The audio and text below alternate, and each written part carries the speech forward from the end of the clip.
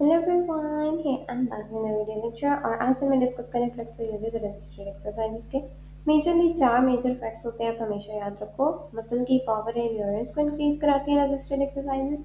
Second, आपके blood flow को increase कराती हैं। थर्ड, आपके ब्लड प्रेशर को रेज करती हैं। एंड फोर्थ, आपकी बॉडी की हीट को रेगुलेट करती है। ठीक है। So the first one is basically ये 4 पॉइंट्स यहाँ पे डिटेल में डिस्कस किए गए हैं। ठीक है। फर्स्ट वन, क्या आपको जैसे पता है ना कि मसल की स्ट्रेंथ मसल की कॉन्ट्रैक्शन की वजह से इंप्रूव हो जाती है, मसल की पावर इंप्रूव हो जाती है। लेकिन रेजिस्टेंस का काम क्या आता है कि जब रेजिस्टेड एक्सरसाइज को आप यूज करते हो ना, दैट मीन्स कि आप रेजिस्टेंस को यूज कर रहे हो, तो वहां पे मसल के अंदर एक टेंशन क्रिएट होती है।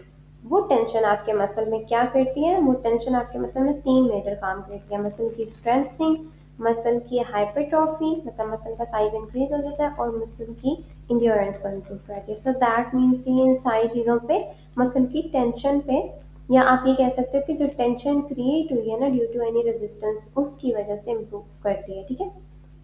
या इंक्रीज करती है स्ट्रेंथ, हाइपरट्रॉफी और इंड्योरेंस। हाइपरट्रॉफी पॉजिटिव वे में, not in the negative way. ठीक है।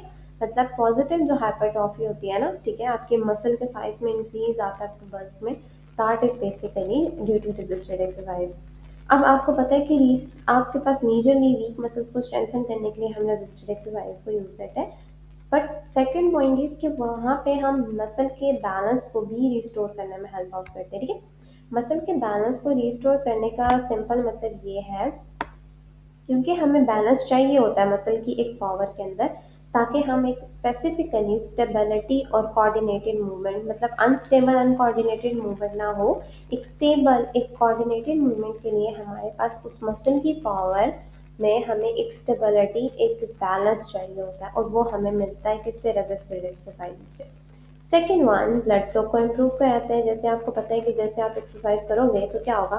ब्लड का फ्लो इंक्रीज होता है, जिस मसल में भी कॉन्ट्रैक्शन होगी उसमें इम्प्रूव होगा। अब उसका प्रोसेस ये होता है कि जब आप कॉन्ट्रैक्ट करते हैं ना मसल को, स्ट्रेंथ तो रिड्यूस हो रहा होता है, लेकिन जैसे उस कॉन्ट्रैक्शन को आप छोड़ोगे ना, तो 10 टाइम्स, दैट मीन्स के 10 टाइम्स आपका ब्लड फ्लो एकदम से ज़्यादा हो जाता है एज कम्पेयर टू बैक। ठीक है। जैसे रेस्ट में आपकी आपकी लेग पे अगर आप कोई भी, या आप एल्बो की, जैसे हम बात करते हैं ना, ज़्यादातर एल्बो की आप फ्लेक्शन करवाते हैं, लेकिन रेस्ट में उसकी ना बहुत कम थी, ब्लड फ्लो बहुत कम था। लेकिन जब आपने कॉन्ट्रैक्ट किया फिर रिलैक्स किया, तो 10 टाइम्स फ्लो जो था वो तेज हो गया। दैट्स वाई हम लोग क्यों फोर्स करते हैं पेशेंट्स को होम प्लान के लिए, होम एक्सरसाइजेस के लिए? Because of this content. ठीक है।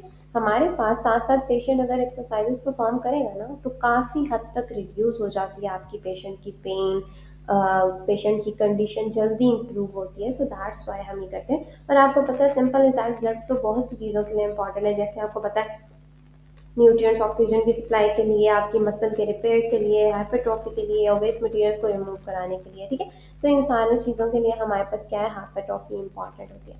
थर्ड पॉइंट इज बेसिकली कि आपके ब्लड प्रेशर में रेज करता है। आज यू नो कि हमारे पास सिंपल इज दैट कि जैसे ही आप बॉडी में एफर्ट लगाओगे ना, आपकी बॉडी एफर्ट लगाएगी, चाहे वो फिजिकल हो या मेंटल हो, दोनों केसेस में आपके पास ब्लड प्रेशर रेज होता है। ठीक है। सो अगर एक्सरसाइज करोगे तो फिजिकल और मेंटल एफर्ट दोनों लग रही है। सो दैट्स वाई कि हमारे पास ब्लड प्रेशर एक्सरसाइज में बहुत ज़्यादा रेज करता है।